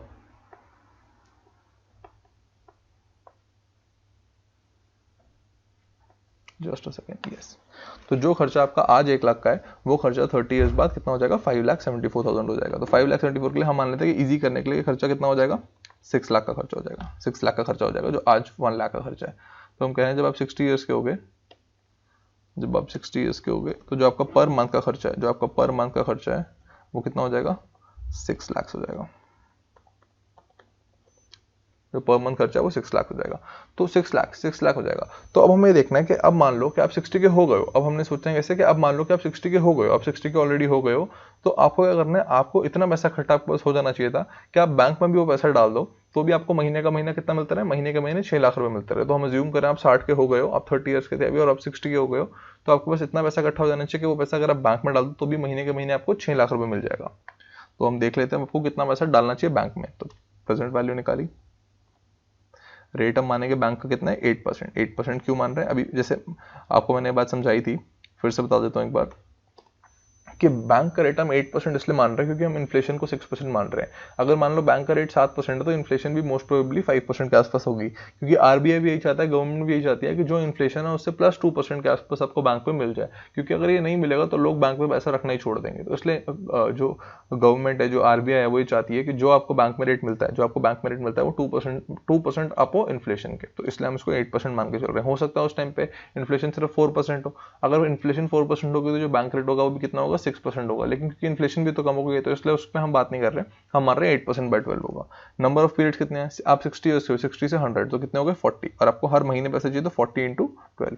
फिर पीएमटी का मतलब हर महीने के महीने आपको कितने पैसे डालने हैं, हर महीने के महीने आपको कितने पैसे डालने हैं हम उसकी बात कर रहे हैं, मतलब कितने पैसे आपको मिलने चाहिए। हमको 6 लाख रुपीस महीने के महीने मिलने चाहिए, हमारे पास आएंगे तो 6 लाख प्लस में होगा फ्यूचर वैल्यू। फिर जब मैं 100 का हो जाऊँ, तो कितने पैसे बचने चाहिए, कोई पैसे नहीं बचने चाहिए। लेकिन मान लो कोई कहता है कि मैं चाहता हूँ कि जब मैं 100 का हो जाऊँ तो मेरी तरफ से 2 लाख रुपए और जो है वो डोनेट हो जाए, मेरे बच्चों के पास चले जाए, तो वहाँ फ्यूचर वैल्यू में आप 2 लाख भी डाल सकते हैं। मान लो आप कहते हो जब मैं 100 का हो जाऊँ तो ये तो खर्च खत्म हो ही जाए और बैंक में 2 लाख रुपए और रह जाए। अभी जो हम कैलकुलेट कर रहे हैं फ्यूचर वैल्यू 0, तो इसका मतलब है जो बैंक में पैसे पड़े हैं वो हम खर्च कर रहे हैं और वो जब हम 100 के होंगे वो 0 हो जाएंगे। लेकिन मान लो आप चाहते हो कि जो पैसे हैं जो बैंक में पड़े हुए हैं वो 0 ना हो, वो कुछ 2-3 लाख रुपए रह जाए जो मैं अपने बच्चों को दे दूंगा, 1-2 करोड़ रह जाए जो मैं डोनेट कर दूं, जितना भी आप चाहते हो वो आप फ्यूचर वैल्यू में डाल सकते हो, लेकिन अभी मैं 0 मान रहा हूँ। तो ये मैंने कैलकुलेट किया, तो कह रहे हैं जिस 60 ईयर्स ओल्ड के पास 8 करोड़ 62 लाख है, अभी 30 का है, वो 30 का है, उसका खर्चा 1 लाख है, 60 का होगा उसका खर्चा 6 लाख हो जाएगा। तो उसके पास अगर 8 करोड़ 62 लाख, तो इजी करने के लिए मान लेते हैं 8 करोड़ 70 लाख, 8 करोड़ 70 लाख हो जाए उसके पास रिटायरमेंट पे, तो बहुत इजीली जी सकता है। तो हमने बोला कि चलो ठीक है, जो 30 साल वाला है उसको 8 करोड़ 70 लाख चाहिए, 8 करोड़ 70 लाख चाहिए रिटायरमेंट तक। तो हम बोल रहे हैं जो 30 इयर्स वाला है वो 8 करोड़ 78 लाख कैसे लाए, तो उसके लिए हम निकाल रहे हैं पीवी। तो आज उसको कितने चाहिए, तो रेट कितना हो गया 15%। हम लमसम कह रहे हैं, लमसम कितना डाल दे कि 8 करोड़ 70 लाख बन जाए, तो लमसम पीरियड्स कितने हैं 30 इयर्स है। पीएमटी महीने के महीने कितना डालना है उसको हम कह रहे हैं महीने के महीने कुछ नहीं, हम सिर्फ कह रहे हैं कि कितने होने चाहिए उसके पास, मतलब हम लमसम आज ही डाल रहे हैं। तो फ्यूचर वैल्यू कितनी चाहिए, फ्यूचर वैल्यू चाहिए 8 करोड़ 70 लाख, ये हमें चाहिए। तो हम कह रहे हैं sorry just a second, this is 15%, this is number of year 30 PMT 0, yes. तो हम कह रहे हैं कि जिस 30 ईयर्स ओल्ड के पास 13 लाख रुपीस के आसपास है, 14 लाख रुपीस के आसपास है, और वो 14 लाख इन्वेस्ट कर दे निफ्टी 50 के अंदर, तो इजीली रिटायरमेंट प्लान कर सकते हैं। लेकिन मान लो आप 30 ईयर्स के और आप कहते हो इतने पैसे तो नहीं है, तो हम कह रहे हैं चलो पीएमटी निकाल लेते हैं, is equals to PMT 15% by 12, 15 by 12 क्यों करेंगे, क्योंकि सिप कर रहे हैं, बाय 12 क्यों करेंगे क्योंकि हम सिप कर रहे हैं। महीने के महीने, नंबर ऑफ पीरियड्स महीने का महीने डाल रहे हैं, कितने साल है हमारे पास 30 ईयर्स है, लेकिन महीने का महीने इसलिए 30 × 12। प्रेजेंट वैल्यू आज कितने डाल रहे हैं, आप कह रहे हो अभी तो कोई पैसा ही नहीं है, तो बोल रहे हैं चलो ठीक है। फिर आप कह रहे हो फ्यूचर में कितने चाहिए, फ्यूचर में तो उतने ही चाहिए 8 करोड़ 70 लाख, तो 8 करोड़ 70 लाख, तो ये कैलकुलेट करते हैं। तो पता लगता है अगर आप 12,566 मतलब 12,500 13,000 के आसपास के सिप कर दो तो आप इजीली अपने फाइनेंशियल गोल्स को क्लियर कर सकते हो, बहुत इजीली रिटायर हो सकते हो, आराम से जी सकते हो। लेकिन मान लो कोई तो 13,000 के सेव भी नहीं कर सकता, खर्चा बहुत है, रेंट बहुत है, ये सब चीज़ें बहुत है, तो हम बोलते हैं आज थोड़े से पैसे डाल दोगे, तो आप बोलोगे चलो ठीक है आज मैं 2 लाख रुपए डाल देता हूँ, बाकी सिर्फ मेरी थोड़ी सी रिड्यूस कर दो। तो हम कहते हैं चलो ठीक है ऐसा करके देख लेते हैं। तो is equals to PMT, rate तो 15% ही रहने वाला है क्योंकि निफ्टी में इन्वेस्ट कर रहे हैं, बाय 12 क्योंकि महीने के महीने सिप की बात हो रही है, सिप प्लस लमसम है, लेकिन जनरली इसमें 15% बाय 12 इसलिए कर रहे हैं क्योंकि पीएमटी और हम सिप की बात कर रहे हैं, लेकिन थोड़े से हम लमसम भी डाल देंगे। नंबर ऑफ पीरियड कितने 30 ईयर्स हैं, 30 ईयर्स के हैं, 60 में हम रिटायर हो जाएंगे, 30 ईयर्स है इंटू 12 क्योंकि सिप की बात कर रहे हैं, महीने के महीने डालने वाले हैं। फिर प्रेजेंट वैल्यू आज हम कितने डाल रहे हैं, आज हमारी जेब से कितना जा रहा है, आज हमारी जेब से कितना जा रहा है, तो 2 लाख रुपए हमारी जेब से जा रहे हैं आज। फ्यूचर वैल्यू कितनी हो जाएगी, ये जो पैसा है कितना बन जाएगा, ये जो पैसा है कितना बन जाएगा, हमें चाहिए कितना, हमें चाहिए तो उतने 8 करोड़ 70 लाख, तो 8 करोड़ 70 लाख। तो ये हमने कैलकुलेट किया। तो अब हम पता लगा जो सिर्फ हमारी 13,000 की थी वो 10,000 के आसपास की रहेगी। तो 10,000 के आप सिप करोगे, 2 लाख रुपए आज डालोगे, तो आप इजीली इसको अपनी रिटायरमेंट को प्लान कर सकते हो। कोई कोई कहता है 10,000 नहीं है लेकिन आज ज़्यादा डाल सकता हूँ, तो आज थोड़े से ज़्यादा डाल दो, आज थोड़े से ज़्यादा डाल दो, क्योंकि 10,000 की सिर्फ और कम हो जाएगी। ये आपको पता है कहाँ डालने हैं। जैसे मान लो यहाँ पे भी, बिल्कुल मेरा कर्सर देखो, यहाँ पे हमने अभी 2 लाख रुपीज़ डाले, आज हमने 2 लाख रुपए डाले हुए। आप इस 2 लाख को 4 लाख कर दो। जैसे मैं आपको करके दिखाता हूँ, मान लो कहते हो कि 10,000 की सिप तो नहीं लेकिन 4 लाख रुपए आज डाल दूंगा, वो कर दो, तो ये कितना बच जाएगा, 7,500 हो जाएगा। तो बहुत ईजिली अपने सिप को रिड्यूस कर सकते हो और बहुत ईजिली अपने जितने भी फाइनेंशियल गोल्स हैं उसको कर सकते हो। मैंने अभी रिटायरमेंट की बात करी है सिर्फ आपसे। तो यहाँ एक बार हम आ जाते हैं। तो मैंने आपको रिटायरमेंट समझा दी 20 ईयर ओल्ड के लिए, 30 ईयर ओल्ड के लिए। ऐसी 40 ईयर ओल्ड के लिए आप अगर आप मान लो 40 के 50 के, तो आप अपने लिए खुद भी कैलकुलेट कर सकते हो। लेकिन हम जनरली कहते हैं कि जो भी गोल आपका 7 ईयर्स से कम है, जो भी गोल आपका 7 ईयर्स से कम है, वो आप इक्विटी में नहीं करोगे, मतलब आप स्टॉक मार्केट में निफ्टी 50 में नहीं आओगे। जो भी गोल आपका 7 ईयर्स से कम है, मान लो कोई गोल है जो 10 ईयर्स से ऊपर का है, जो गोल 10 ईयर्स से ऊपर का है, अभी हम डिसीजन आपने अभी भी कुछ नहीं लेना, आपकी कैलकुलेशन वगैरह कर सकते हो और आपको करनी है, कर कह सकते हो आपको करनी है सारी कैलकुलेशंस, लेकिन डिसीजन अभी भी कुछ नहीं लेंगे। तो हम कहते हैं कि सेफली जो भी गोल हमारा 10 ईयर से ऊपर का है, 10 साल के बाद जो भी गोल है वो हम इजीली निफ्टी 50 में कर सकते हैं। लेकिन जो भी गोल 7 साल से कम का है, जो भी गोल 7 साल से कम का है या 7 साल का है, तो उसको हम निफ्टी 50 में नहीं लाएंगे। लेकिन जो कोई कहता है कि मेरा गोल तो 8 साल का है या 9 साल का है, हमने बोल दिया 10 साल का है तो निफ्टी 50 में आ जाओ। हमने बोल दिया कि 6 साल का है तो निफ्टी 50 में मत आओ। हमने बोल दिया 7 साल का है तो भी अगर आप कंजर्वेटिव हो निफ्टी 50 में मत आओ। अगर 8 या 9 साल का है, 8 या 9 ईयर्स का है, तो आप क्या बोलते हैं, तो हम निफ्टी 50 में भी आ जाएंगे और डेट में भी थोड़ा सा पैसा डाल देंगे, मतलब अल्ट्रा शॉर्ट टर्म फंड में भी डाल देंगे थोड़ा सा पैसा और निफ्टी 50 में, दोनों में कॉम्बिनेशन करेंगे। उसकी बात नहीं करिए, उसकी बात मैं सुप्रीम पोर्टफोलियो डिजाइन में करने वाला हूँ, अभी नहीं करूंगा। तो मैंने इसकी बात करी आपसे। एक बार मैं आपको थोड़ा सा समझा ही देता हूँ किस तरीके से करने वाले हैं।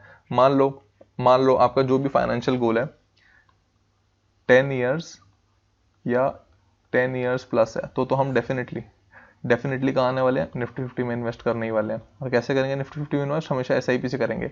एसआईपी से क्यों करेंगे, क्योंकि मान लो आप लमसम डाल रहे हो, लेकिन इस टाइम पे जब भी आप ये वीडियो देख रहे हो, मान लो मार्केट ऑल टाइम हाई पे है, पीई भी हाई है, अर्निंग ग्रोथ रेट भी हाई है, तो हमें दिक्कत हो जाएगी। तो हमने लमसम डाल दिया बहुत ऊपर अमाउंट पे, तो शायद 15% ना मिल पाए।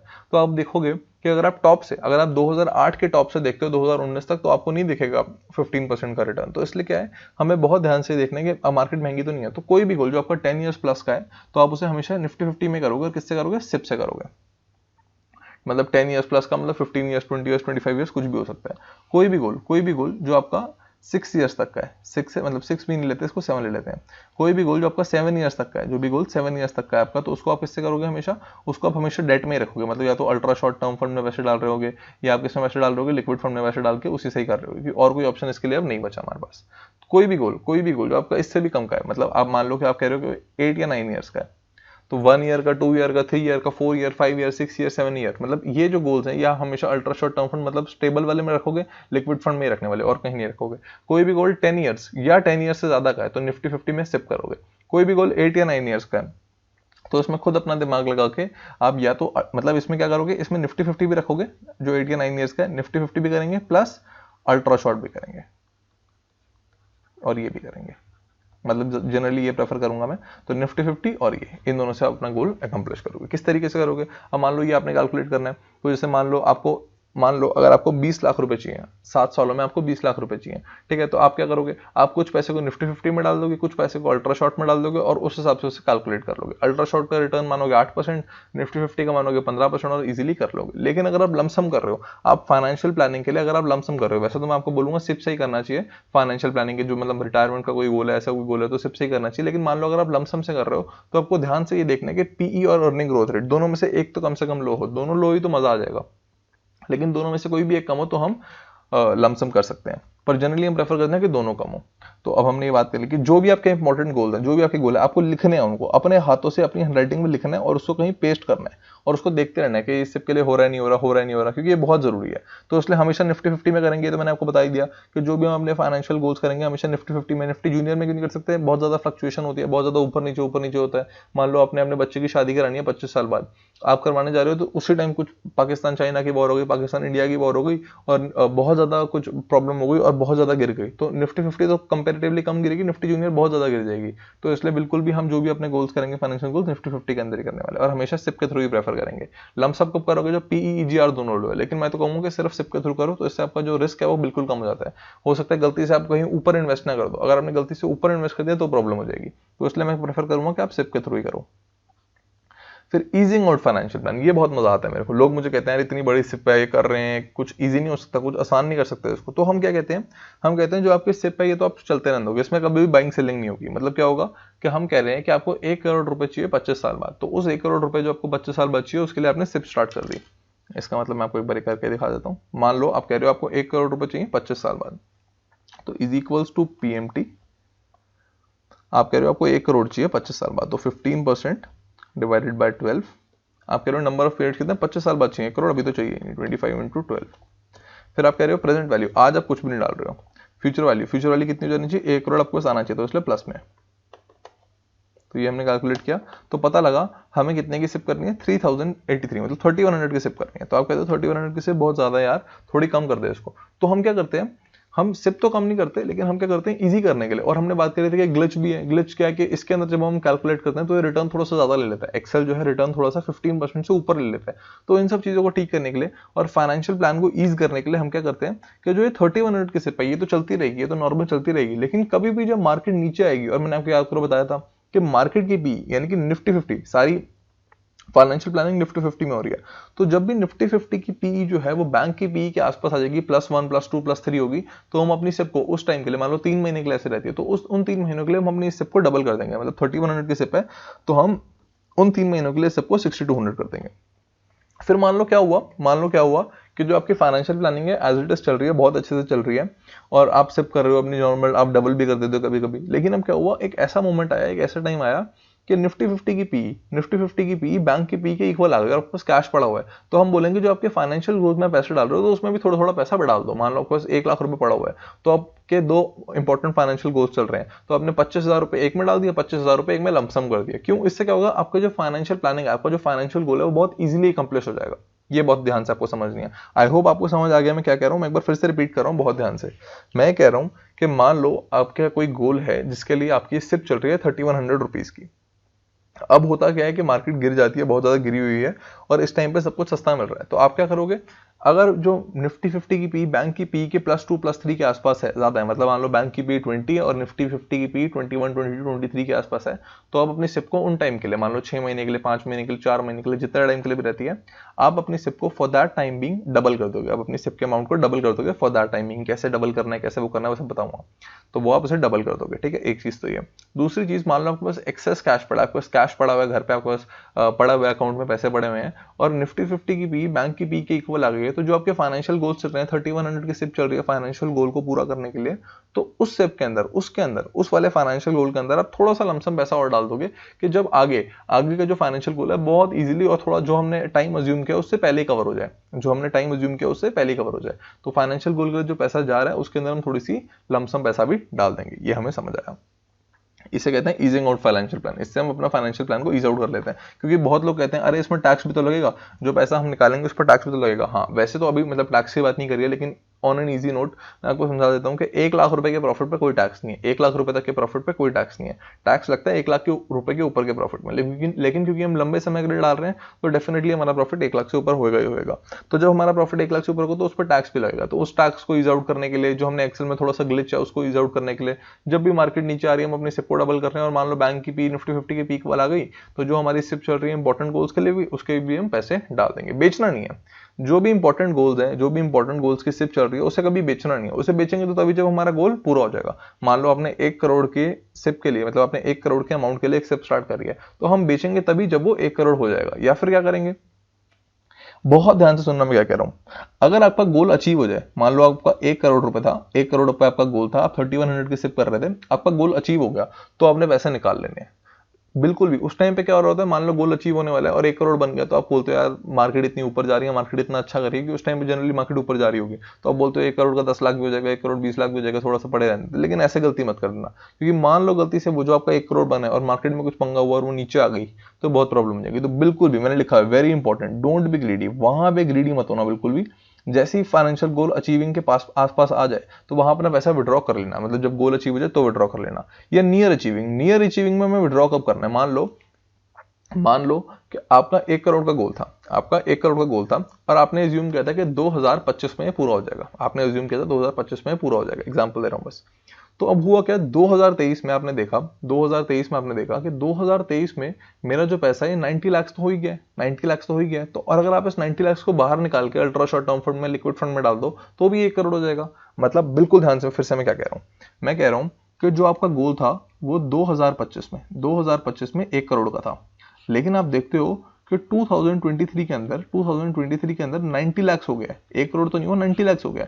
और आप कह रहे हो इस 90 लाख को अगर आप 8% पे कंपाउंड हो, तो एक बार मैं चेक कर लेता हूं 8% पे अगर ये कंपाउंड होगा तो एक बार कैलकुलेट करके देख लेते हैं।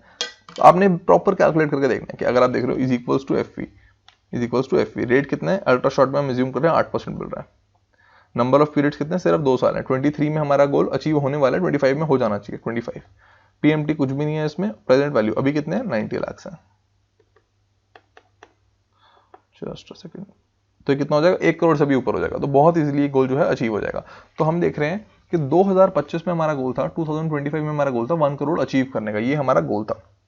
लेकिन क्या हुआ 2023 में ही मार्केट थोड़ी सी ऊपर हुई और अच्छी मार्केट ने परफॉर्म किया और हमारा गोल 90 लाख हो गया। तो हम यहाँ पे भी अपना गोल जो है वो विड्रॉ कर लेंगे, यहाँ मार्केट से विड्रॉ करके क्या करेंगे, इसको अल्ट्रा शॉर्ट टर्म फंड में या फिर लिक्विड फंड में डाल देंगे और इसको होल्ड कर लेंगे कि अब तो हमारा गोल इजीली अचीव हो ही जाएगा। तो मान लो अगर गोल अचीव हो जाए तो बहुत अच्छी बात है, निकाल लेना। लेकिन मान लो नियर अचीविंग हो और आपके पास थोड़ा बहुत टाइम बचा है तो भी आप उसको निकाल के लिक्विड में डाल लोगे।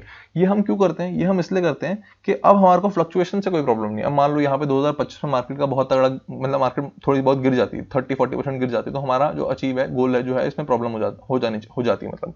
तो इसलिए हम क्या कह रहे हैं कि 2023 है तो हमारा यहाँ पे 90 लाख हो गया, तो हम इजीली निकाल के उसको जो वॉलेटिलिटी है उससे बच जाएंगे। तो इजीली हमारे फाइनेंशियल गोल्स जो भी हैं हम बहुत आसानी से उसे क्लियर कर सकते हैं। तो हमने ये सारी बात भी कर ली कि गोल अगर हमारा अचीव हो जाए तो भी निकाल लेना, बिल्कुल लालच नहीं करना। गोल नियर अचीविंग हो तो हमें क्या करना है, हर साल हमने चेक करना है, हर एनुअली। अगर आप स्मार्ट हो तो 6 महीने में चेक करोगे, हर 6 मंथ्स में आप चेक करोगे क्या मेरा गोल नियर अचीविंग है। अगर नियर अचीविंग है तो निकाल के उसको अल्ट्रा शॉर्ट टर्म फंड में ले आओगे। तो ये बात भी हमें क्लियर हो गई। फिर हमें समझ आया कि 5 मिनट कंसल्टेशन क्या होती है। ये मतलब बेसिकली फाइनेंशियल प्लानिंग का कोई पार्ट नहीं है, लेकिन मैं आपको बस ऐसे ही समझा रहा हूँ कि मान लो आपके पास कोई आता है और आपसे पूछता है कि आजकल क्या कर रहा है भाई बता मेरे को, तो आप बोलते हो कि यार मैंने तो एक मतलब इन्वेस्टिंग और फाइनेंस का कोर्स किया, तो आपसे पूछते हैं मेरे को भी पता कहाँ इन्वेस्ट करना है।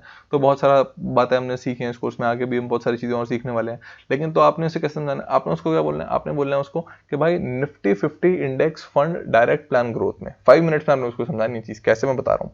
Nifty 50 index fund direct plan growth के अंदर एक एसआईपी कर दे, उस एसआईपी को क्या करना है, नेवर स्टॉप, कभी रोकना नहीं है, नेवर सेल, कभी बेचना नहीं है, और इंक्रीज एवरी ईयर। मतलब नेवर स्टॉप, कभी जो सिप चल रही है उस सिप को कभी रोकेगा नहीं वो बंदा, कभी उस सिप को कभी बेचेगा नहीं वो बंदा, और हर साल उस सिप को बढ़ाता रहेगा। ये मैंने क्या बताया, ये मैंने बताया मान लो आपके पास कोई आता है आपसे पूछता है कि भाई मुझे बता मैंने भी इन्वेस्टिंग करनी है, तो उसने आपने उसको कैसे समझाना है कि निफ्टी 50 के अंदर एक एसआईपी कर दे भाई, इस सिप को हर महीने हर साल इसको बढ़ाना है। सिप को जो अमाउंट है, सिप का अमाउंट मान लो 5000 से वो स्टार्ट करता है, तो हर साल इस सिप के अमाउंट को 5000 से 5500 6000 ऐसे बढ़ाना है, हर साल सिप के अमाउंट को बढ़ाना है। कभी इसको बेचना नहीं है, कभी इसको सेल नहीं करना। जो भी यूनिट्स इकट्ठे होते हैं, मान लो आप 5000 रुपए का सिप खरीद रहे हो, 5000 रुपए निफ्टी में डाल रहे हो, तो कुछ यूनिट्स आ जाएंगे आपके म्यूचुअल फंड ऐप पे। तो उन यूनिट्स को कभी सेल नहीं करना, कभी सबको स्टॉप नहीं करना, हर साल बढ़ाते रहना है। कब तक बढ़ाते रहना है, ये तब तक बढ़ाते रहना है जब तू रिटायरमेंट हो, जब तेरी रिटायरमेंट हो जाए या तो रिटायरमेंट के आसपास पहुंच जाए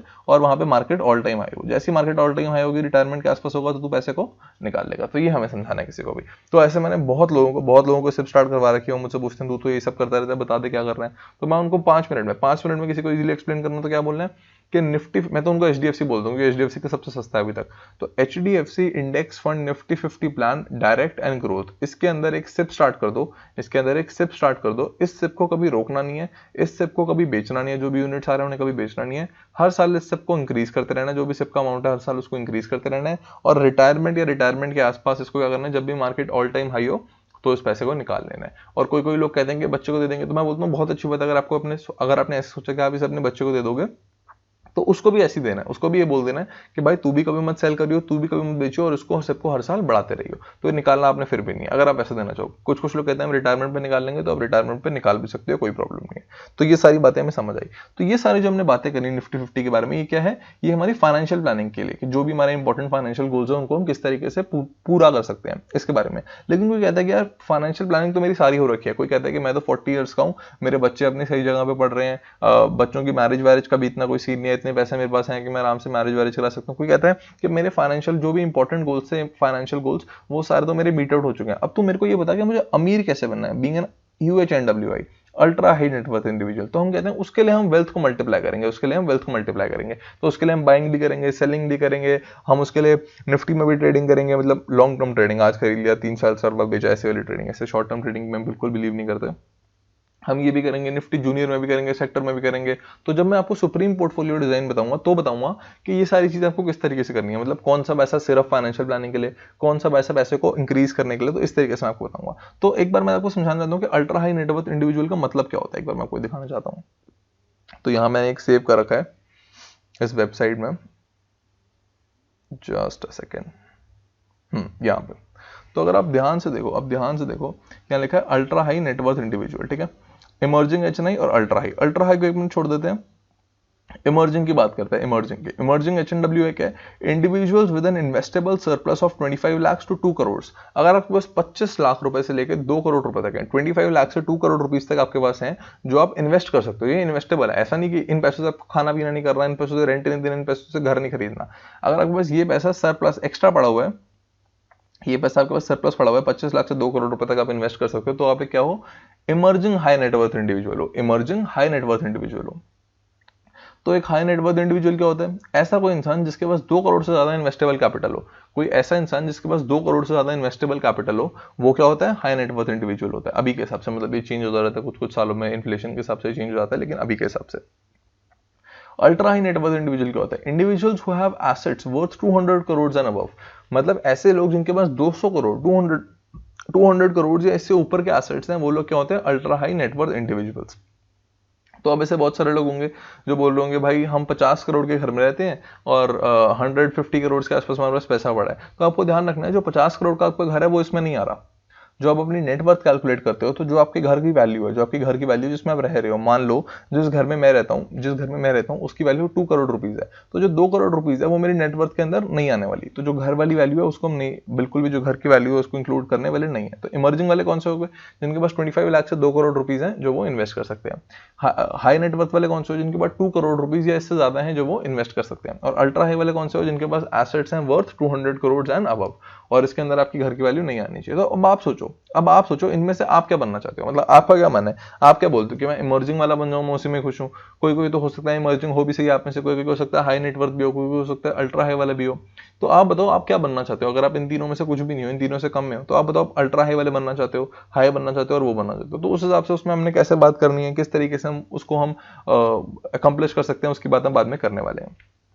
तो ये हमें समझ आ गया, फाइनेंशियल प्लानिंग कर ली। तो never sell assets to buy liabilities, कितनी बेसिक सी बात है, लेकिन ऐसा हुआ मेरे, मतलब मैं घर पे बैठा हुआ था, तो नाना जी मेरे को अपना पोर्टफोलियो दिखाते रहते हैं, तो मैंने उनका पोर्टफोलियो देखा, मैं ऐसे चेक कर रहा था, मैंने बोला आपने ब्रिटानिया क्यों सेल कर दिया, मतलब बहुत पहले उन्होंने पोर्टफोलियो दिखाया था मेरे को, तो मैंने चेक किया, तो आई गेस 2018 की बात थी, तो उन्होंने मेरे को पोर्टफोलियो दिखाया, उन्होंने बोला ये देख, तो मैंने बोला आपने ब्रिटानिया क्यों सेल कर दिया, ब्रिटानिया आपने अच्छे रेट पे लिया हुआ था। उन्होंने कहा बस ऐसी हमने सोफा खरीदना था तो इसलिए हमने ब्रिटानिया सेल कर दिया। तो मैंने बोला सोफा खरीदने के लिए आपने ब्रिटानिया के शेयर सेल कर दिया। कहते हैं हाँ, कभी कभी घर में शांति रखने के लिए ये सब चीजें करनी पड़ती है। तो नानी पीछे पड़ी हुई थी कि नया सोफा लेना है, तो उन्होंने अपना सोफा बेच दिया, उन्होंने अपना ब्रिटानिया के शेयर्स बेच दिए, ब्रिटानिया के शेयर्स बेच के उन्होंने सोफा खरीद लिया। तो सोचो कितनी गलत बात है ये।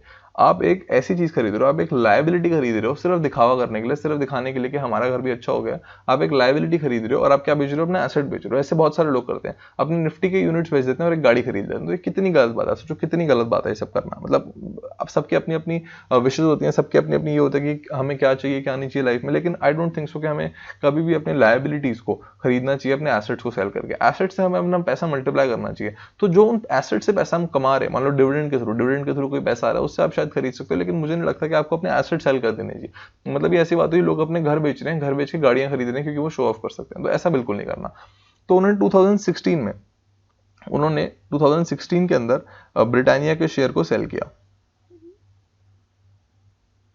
तो मैं आपको दिखा रहा हूँ कि कितना मतलब कितनी गलत बात करी, मतलब मेरे हिसाब से तो करना नहीं चाहिए था, लेकिन फिर भी अगर आप देखो तो 2016 में कहीं यहाँ पे उन्होंने, यहाँ पे मान लो यहाँ पे भी किया तो उन्होंने अपसाइड कितनी ज़्यादा बड़ी अपसाइड जो है उन्होंने मिस कर दी, क्योंकि उनको सोफा खरीदना था। मतलब लगा लो पैसा यहाँ पे ऑलमोस्ट डबल हो गया, जो जिस प्राइस पे उन्होंने बेचा तो उनका पैसा ऑलमोस्ट डबल हो गया आज तक, पर उन्होंने सोफा खरीद लिया और सोफा खरीद के क्या हुआ, ब्रिटानिया के शेयर सेल कर दिया और जो अपसाइड है डबल की अपसाइड ये मिस हो गई। तो मेरे हिसाब से कभी भी आपको अपने एसेट्स जो है, अपने एसेट्स को कभी भी सेल नहीं करना चाहिए, और एसेट्स को सेल करके लाइबिलिटीज बिल्कुल भी नहीं खरीदनी चाहिए।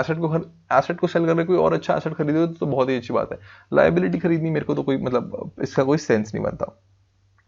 तो इसी तरीके से अपने जो गार्ड्स हैं, ड्राइवर हैं, डोमेस्टिक जो आपके घर में काम वगैरह करते हैं उनके लिए आपको ये सब करना चाहिए। मतलब उनके लिए आप क्या कर सकते हो, उनको आप कम से कम निफ्टी में इन्वेस्ट करना समझा दो, कि उनको बोल दो भाई कम से कम 500 रुपये निफ्टी में इन्वेस्ट कर दो तो लॉन्ग टर्म में अमीर बन जाओगे। कोई कहता है कि निफ्टी से वो डरते हैं, मतलब निफ्टी में पैसा तो डूबेगा नहीं लेकिन अप डाउन तो होगा, तो वो कहते हैं कि पैसे डूबते, तो उनके लिए आप पीपीएफ खुलवा दो, एक पीपीएफ अकाउंट खुलवा दो और उनको बोलो कि इस पीपीएफ अकाउंट में 8-9% मिल जाएगा। तो 8-9% कैलकुलेट करो फ्यूचर वैल्यू कितनी बन जाएगी पैसों की, अगर वो महीने के महीने साल के साल पैसे डाल रहे हैं पीपीएफ के अंदर। तो इस तरीके से आप उनकी बहुत मदद कर सकते हो और लॉन्ग रन में वो बहुत अमीर बन सकते हैं, और वो पैसा अपने बच्चों को दे सकते हैं और बच्चे भी उससे बहुत इजीली अपना जो फ्यूचर है उसे सेट कर सकते हैं। तो जो भी गार्ड्स वगैरह आपकी सोसाइटी में होंगे, जैसे मैं जहाँ रहता हूँ, मैं ब्लॉक में रहता हूँ, यहाँ पे मतलब सोसाइटी नहीं है, दिस इज अ ब्लॉक, तो यहाँ पे ब्लॉक में गार्ड्स हो गए, सोसाइटी में जो गार्ड्स वगैरह हो गए, तो यहाँ पे जनरली ज्यादा गार्ड्स नहीं होते, यहाँ पे 2 या 3 गार्ड जो होते हैं, तो मैंने उन सबको बातें समझाई हुई हैं। तो जो ड्राइवर्स होते हैं, अगर मान लो आप अगर आपके पास कोई अपना ड्राइवर है, कोई और ड्राइवर है, स्कूल की बस का ड्राइवर है, ऐसा कोई है, तो उसको समझाओ। जो आपके घर में मेड काम करनी आती है उसको समझाओ और उनको ये सारी बातें बताओ और उनको इजीली उनके लिए इन्वेस्टिंग करा दो, क्योंकि आपको तो ये बात समझ आई गई है।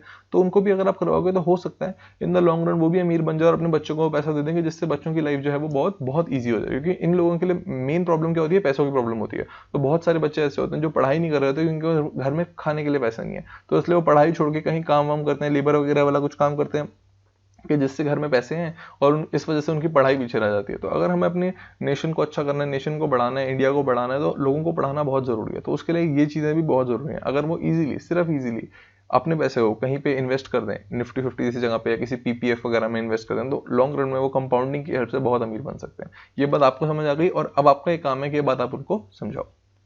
तो अब हमें क्या करना है, मल्टीप्लाइंग वेल्थ। अब हमने मल्टीप्लाइंग वेल्थ की बात करी है हमने, पर अभी मैंने उन सबको ऐसे वो बिखरा हुआ है सब कुछ, अभी जो भी मैंने आपको बातें बताई है। तो अब मैं आगे आने वाली कुछ स्लाइड्स में, अभी नेक्स्ट स्लाइड में नहीं, 2 4 5 6 कुछ स्लाइड्स में मैं आपको बताऊंगा कि उस पूरी की पूरी बात को मैं एक सुप्रीम पोर्टफोलियो डिजाइन में समझाऊंगा कि आपको क्या क्या करना है। तो उससे आपके लिए डिसीजन लेना बहुत ईजी हो जाएगा, लेकिन अभी डिसीजन मत लेना।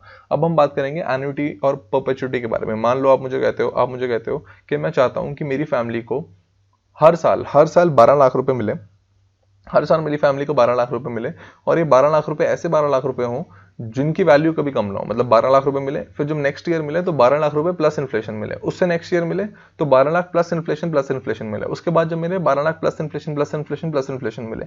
इस तरीके से मेरी फैमिली को पैसे मिलते रहे और ये अनलिमिटेड टाइम के लिए मिलते रहे। मतलब मेरे बाद मेरे बच्चों को, फिर उनके बच्चों को, फिर उनके बच्चों को, तो ऐसे मिलते ही रहे। और अगर आप चाहते हो, मतलब कोई ट्रस्ट वगैरह खोलना चाहते हो जिसमें आप बोलते हो कि ये पैसे मैं डोनेट कर रहा हूँ कि कहीं पे भी कोई भी पूरे वर्ल्ड में भूखा होगा तो ये पैसा उसको चला जाएगा, इस तरीके से अगर आप कुछ बनाना चाहते हैं तो उसके बारे में हम नेक्स्ट क्लास में बात करेंगे कि किस तरीके से आप एन्युटी और परपेचुइटी के थ्रू वो बना सकते हो।